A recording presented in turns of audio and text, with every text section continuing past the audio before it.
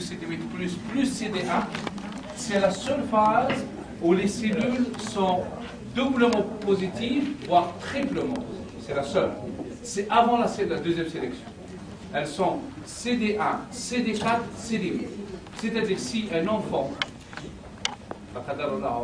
on essaye, il a des infections, il a des problèmes, et on essaie de faire une petite ponction au niveau du thymus, et on voit qu'il a énormément de CD1, CD4, CD8, mais il a très peu de CD4 ou CD3, CD4, CD8 et CD3.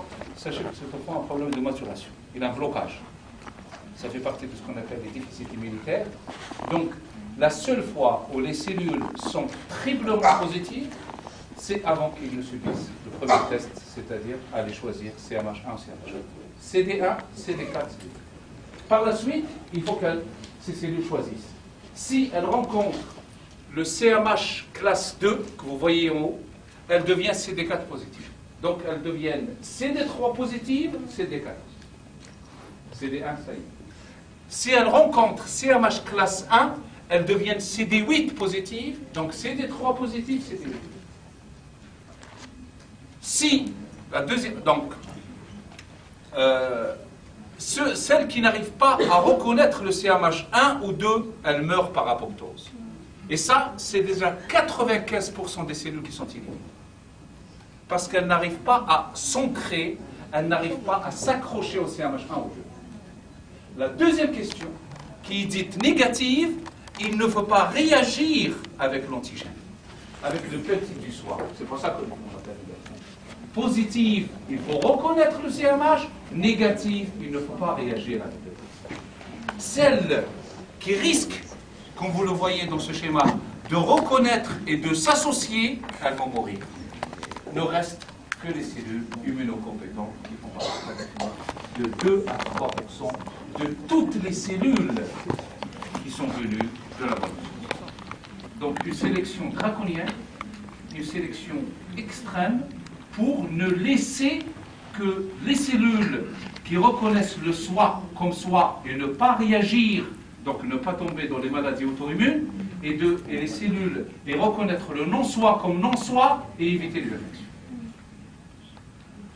Mais le CMH aussi, c'est une histoire d'héritage. On a des chromosomes parentaux, mère, père, on a les allèles, cette variabilité. Nos parents sont issus aussi de ce mélange. Plus le mélange est de loin, loin, loin sur des générations très diversifiées, mieux on est préparé. Et je donne toujours cet exemple de ce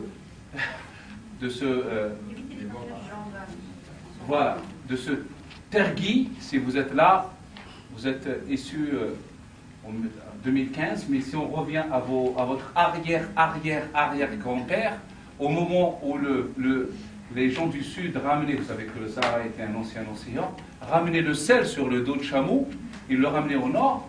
Imaginez que votre arrière-grand-père, 4e génération en arrière, était un fils de quelqu'un qui venait avec son père pour vendre le sel. Et vous connaissez très bien que le mot salaire, il est extrait de sel, donc c'était l'or blanc. On le ramène au nord, on le ramène le sel sur des caravanes, et on ramène du nord le blé, l'orge et tout ce qui se suit.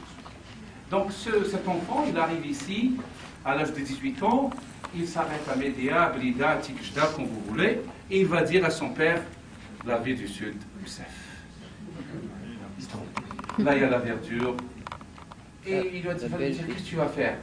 Celui à qui on a vendu le sel, il a une jolie fille, bah, je vais l'épouser. C'est tout, hein.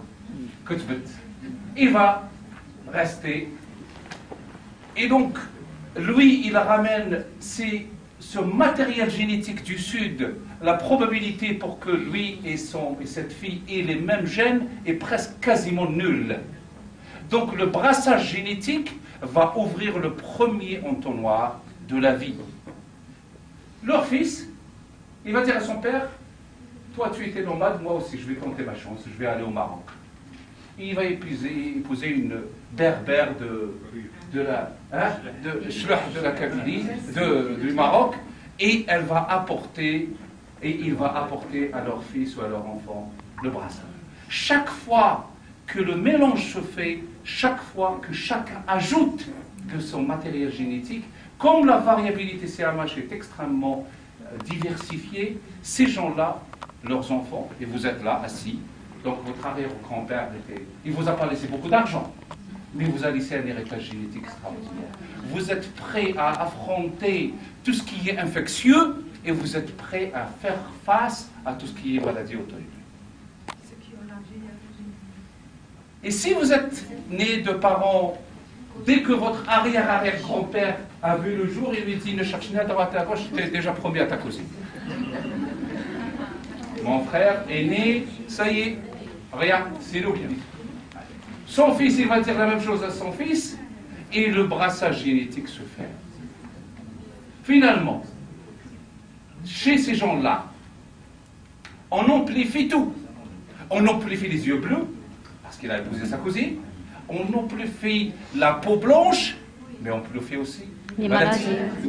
Donc, c'est on rentre dans ce qu'on appelle une machine qu'on appelle PCR, Polymerase Chain Reaction. On amplifie l'ADN.